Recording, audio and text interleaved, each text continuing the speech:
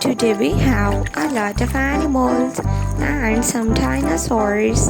Let's learn their names one by one. The first one is a T-Rex, Tyrannosaurus Rex. A tiger, this is a tiger.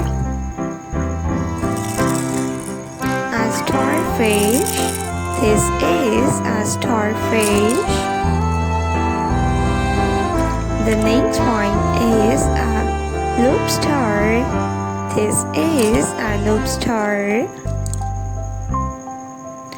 A pufferfish. This is a pufferfish. A brachiosaurus. This is a brachiosaurus. A sheep. This is a sheep. A shark. This is a shark. The next one is a dolphin. A clownfish. This is a clownfish.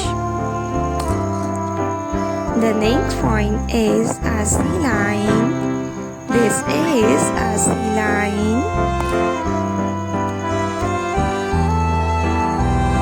Shark. This is a shark. The next sea animal is a king crab.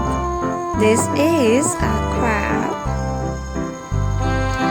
A pufferfish.